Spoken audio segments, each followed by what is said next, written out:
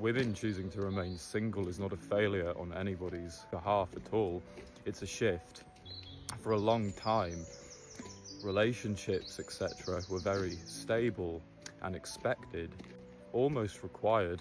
Of course, women now have options, which is a good thing. This, of course, means that relationships are no longer about survival. They're about peace, security, alignment. This, of course, is the way it should be by nature. And if none of these things are there, there is no fucking reason to stay. The quiet standard that people don't speak about, but is always there, is if this doesn't make my life positive in some way, there is absolutely no point. I will leave. Of course, you should always prioritize your happiness over everything else. I lived in Asia for a while, and over there, it's seen as a failure if a woman is alone after a certain age. It still exists there, but now, in this part of the world, it's neutral. And actually, in a lot of cases, it's a lot better. This is not about gender wars or anything like that, because I don't give a fuck about that.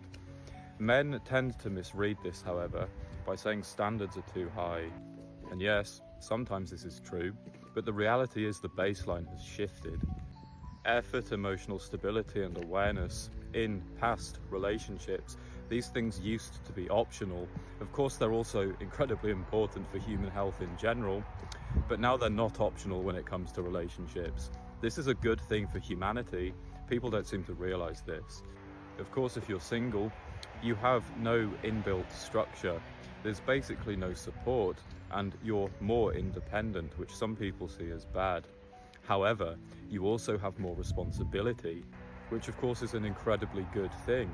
It's not a lose situation at all. It's a trade. Nowadays, people are not chasing relationships.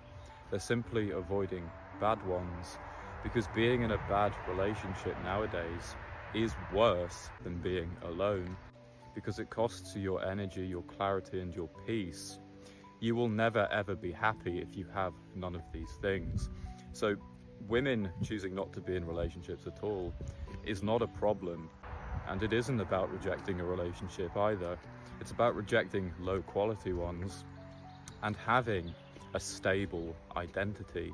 It's not I don't want this anymore, it's I won't accept anyone, which of course is always a good thing. It is important to have high standards. It's just sometimes that standard is being alone. So don't be surprised if you sit on your ass all day and play fucking video games and drink energy drinks, because the truth is these overly high standards are simply a signal